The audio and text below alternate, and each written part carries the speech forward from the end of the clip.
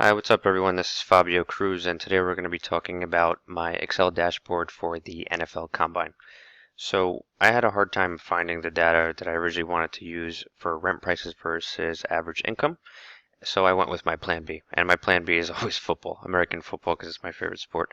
So the games that are played every Sunday and Monday contain a lot of data, both player data and team data. But there's another event that's very important and determines the future of a lot of collegiate athletes, and that event is the NFL Combine. So here we're looking at the NFL Combine page, which is for this year's Combine, and you can just see leaving an impression. The data that is accumulated at this event is very important and leaves a huge impression on all 32 NFL teams. So the NFL Combine is when the top 200 to 300 athletes from college football from all around the country come and perform for scouts of all 32 NFL teams. And they run through a bunch of basic drills. So here's the dashboard that I created that analyzes data for the years of 2003 to 2013 NFL Combines for offensive football players. So we have here wide receivers, tight ends, running backs, and quarterbacks. I did not include defensive players or offensive linemen for this study. Here is the player data that I used. So we have 1,043 rows of data here. And as you can see, it's just a basic table. However, I applied some conditional formatting here on the 40-yard dash times, where low 4-second 40-yard dash times are green, and 40-yard dash times that are closer to 5 seconds are red. And the reason for that is the 40-yard dash is very important to NFL scouts and also NFL teams. If you perform well throughout your college football career, not only does that make you enticing to a team that wants to potentially pick you to be on their team, but if you're also unbelievably fast with a low 4.1 or 4.2 second 40-yard dash time, that makes you even more valuable, and it gives you the possibility of being a first round or second round pick and making a lot of money in your first few years. So that's the reason for the color coding. The next few columns here are bench press, vertical leap, broad jump, shuttle, and three cone. And as you can see, I've applied data bars just so that it's easy when scrolling through the data to identify players that stick out. For example, here we have 136 broad jump, 136-inch broad jump, which is fairly really impressive. And then also the vertical leaps here, where you see players that jump out like this almost 40-inch vertical leap. So that was just as a matter of making it easy to review the data. So I then linked this data into a Power Pivot so that I could easily use it to create pivot tables. And the pivot tables are here. So we have one for appearances by school is the first one. So this will tell us which school had the most players between the years of 2003 and 2013 at the NFL Combine. And we can see here the University of Miami Hurricanes had 23 total players. We then have the positional averages, which are the average height in inches and average weight in pounds for the players. Just gives you an idea of comparison and size and weight between all of the positions. And you can see here the tight ends are notably taller for the most part and heavier than the other players because they are not only responsible for catching the ball, but blocking as well. So they have to be fairly big guys. Then we have the 40-yard dash, which, as I said before, is very important to NFL teams. You can see here the players run without pads, which they will be using if they're actually in a football game, but it's all about speed. So we have here Trendon Holiday and Chris Johnson, who were unbelievably fast with close to 4.2 second 40-yard dashes. The fastest ever recorded 40, just for reference, is 4.13 seconds. We then have the bench press results here, and you can see the tight ends are pretty much dominating with the most reps. So this identifies the strongest players in the draft.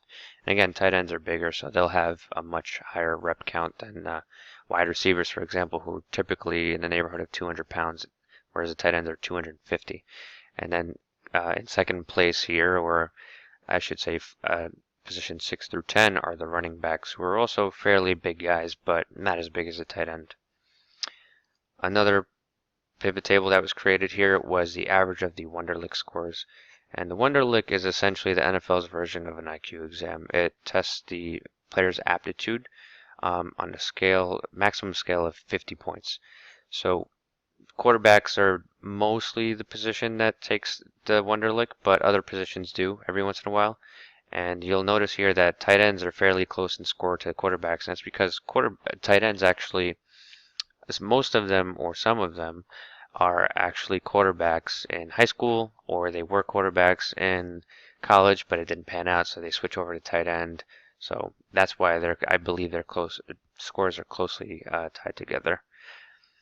Another pivot table here is just the total average, and it's average by position and all of the drills. Just again, easy for comparison's sake. And then we have the grand finale, which is the dashboard. So the dashboard I created here has 3 slicers that are linked to all of the pivot tables. We have a slicer for college attended, one for the year of the combine, and another for the position that we want to look at. We also see this reset top 10 button here that I created with a macro, and I'll go over what that's for in a bit.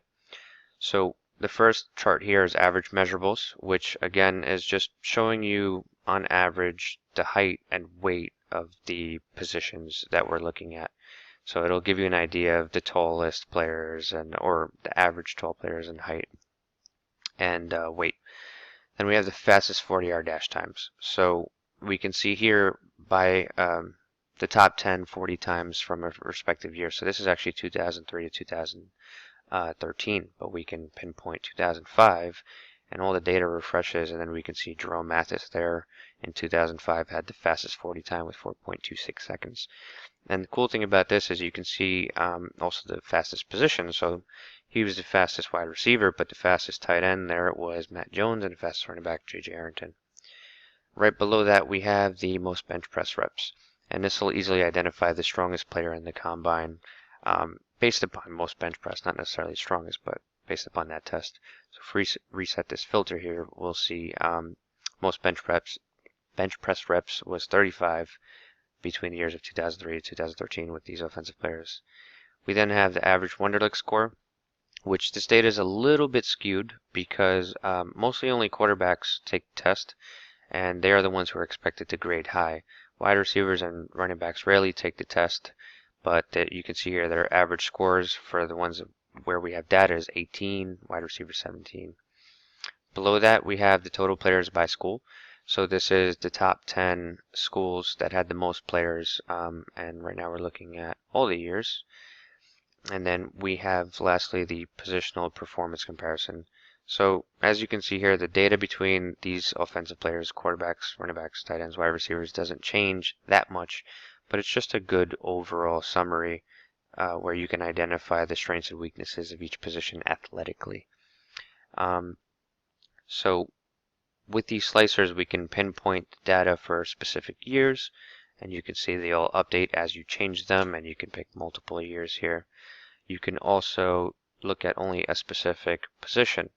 So you can see here that in 2005, 2007, no tight ends took the Wonderlic, but you can see the average height, average weight, the fastest 40, most bench press reps, and then the total players by school from that position. So you can see in 2005 and 2007, Iowa had 2 tight ends, and BYU had 2 tight ends, and then some other schools had 1. You can also reset these filters and look at specific schools if that's what you're interested in. So as we saw, Miami puts out a lot of college athletes. So if we look at their Miami, we can see here all those athletes that they've sent over, all 23 of them over the years, and their average measurables, the players with the fastest 40-yard times, most bench press reps, and the positional performance comparison. And the Wonderlic score. So only quarterbacks from Miami have taken a Wonderlic, and he got a fairly low score. And now, lastly, the reason for this macro is I found that if I reset this filter on the colleges, it then shows total players by school for all schools, which obviously this chart doesn't look very useful. So the macro resets that filter back to the top 10. And that is the dashboard. I think this dashboard is very useful for someone who's interested in football. And if we had data for the 2016 NFL Combine, it could actually be used by an NFL scout to determine the fastest, the strongest, technically the smartest, and just overall the best players available in that draft. And that's all. Thank you very much.